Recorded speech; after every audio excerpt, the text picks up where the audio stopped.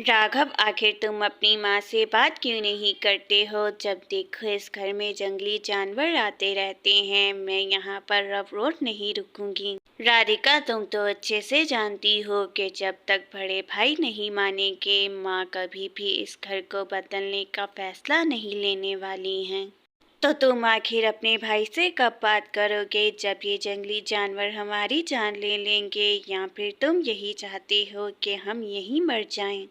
राधिका, बस मैं उचित समय का ही इंतज़ार कर रहा हूँ। जैसे ही कोई अच्छा मौका मिलता है, मैं भैया से देखकर बात करता हूँ।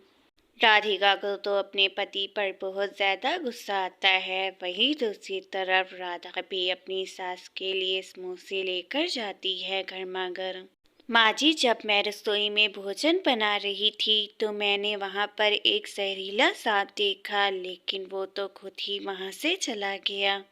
बहू, बहुत जल्द तुम्हें भी इस सब की आदत हो जाएगी। हमारे घर में तो जहाँ भी देखो जंगली जानवर तो हर जगह ही नजर आ जाते हैं। माँ जी, फिर तो हमें ये घर फौरी ही बदल लेना चाहिए, क्योंकि इन जंगली जानवरों का तो कोई भी भरोसा नहीं है कि कब हमला कर दें।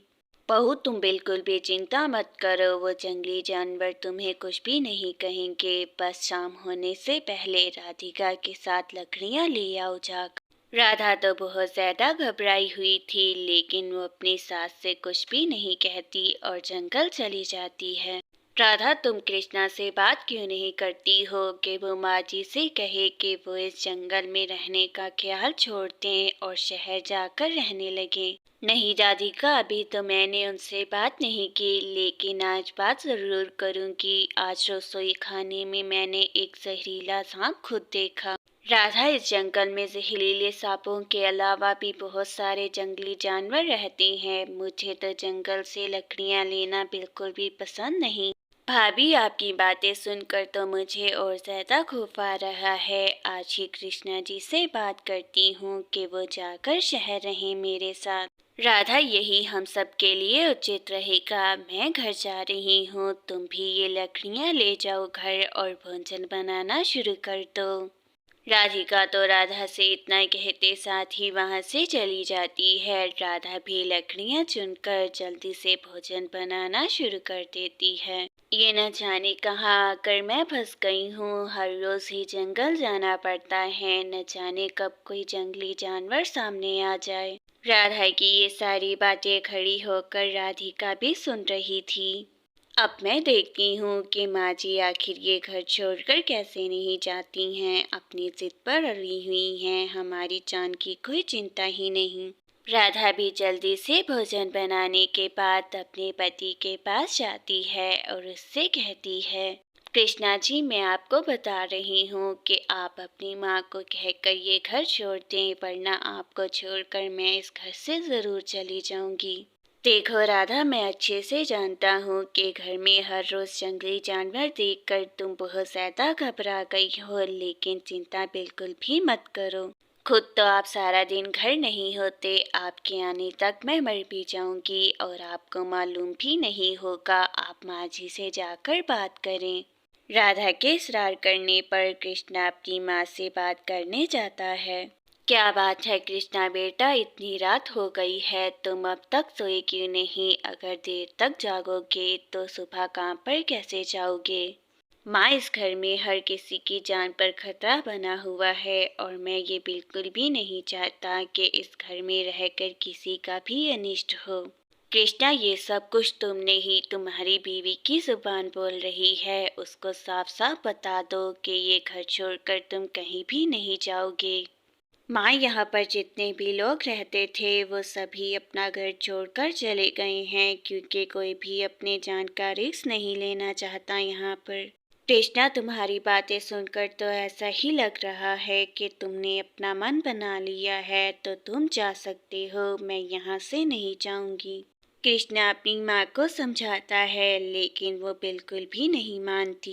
कृष्णा जी, मैं जानती थी कि अगर आप माँ जी से बात करेंगे तो वो आपकी बात जरूर मानेंगी और शहर रहने के लिए राजी हो जाएंगी। देखो राधा, मैंने अपनी तरफ से माँ को मनाने की पूरी कोशिश की है, लेकिन माँ बिल्कुल भी नहीं मान रही। वो यहाँ से नहीं जाना चाहती हैं। कृष्णा जी, मैंने आपको साफ साफ बताया था कि अगर आप अपनी माँ को नहीं मना पाए तो मैं आपको और इस घर को छोड़कर अकेली ही चली जाऊंगी। राधा, बस मुझे कुछ और समय की मोहलत दे दो। मैं तुम्हें आश्वासन दिलाता हूँ कि मैं बहुत जल्द माँ को मना लूँगा। वो शहर रहेंगी। ऐसे ही कुछ समय भी बीतता है और कुछ समय बीत जाने के बाद एक दिन जब राधिका और राधा जंगल जाते हैं तो उनके सामने एक बहुत बड़ा शेर आ जाता है। अरे राधा, इस शेर को यहाँ से दूर भगाओ। अगर ये इसी तरह दहाड़ता रहा तो मैं तो यहीं पर बेहोश होकर कहीं गिर जाऊंगी। राधा, आखिर मैं कैसे इस खूंखार जानवर को यहाँ से भगा सकती हूँ? मुझे तो जानवरों से बहुत ज्यादा डर लगता है, तुम जानती हो। राधा, अगर जान बचाना चाहती हो तो जल्दी से लकड़ी से आग जला लो। मैं अच्छे से जानती हूँ कि शेरों को आग से बहुत ज्यादा डर लगता है। राधा जल्दी से लकड़ी पर आग जला लेती है। राधा, ये तो तुमने बहुत अच्छा किया जो ये आग तुमने जल्दी से जला ली। अब जल्दी से ये आग शेर के पास लेकर जाओ ताकि वो भाग जाए। राधा वो आग शेर के पास लेकर जाती है और शेर डर कर चला जाता है। राधा, आज तो इस आग की वजह से हमारी जान बच गई, वरना तो सासू माँ ने कोई भी हथकंडा नहीं छोड़ा था हमें मारने का। हाँ, अगर इस बार भी हम अपने हक के लिए नहीं बोले तो अगली बार बोलने के लिए ही नहीं बचेंगे। आज ही जाकर अपने लिए स्टैंड लेना होगा। ठीक है राधा, जल्दी से घर चलते हैं, इससे पहले कि वो शेर अपनी दोस्तों को लेकर यहाँ पर आ जाए और हमें यहीं पर ही मार दे। राधा और राधिका तो जल्दी से अपनी जान बचाकर जल्द ही घर चली जाती हैं। राधिका अपनी सास को सब कुछ बताती है कि आखिर जंगल में क्या कुछ घटित हुआ और वो दोनों कैसे अपनी जान बचाकर भागी वहां से।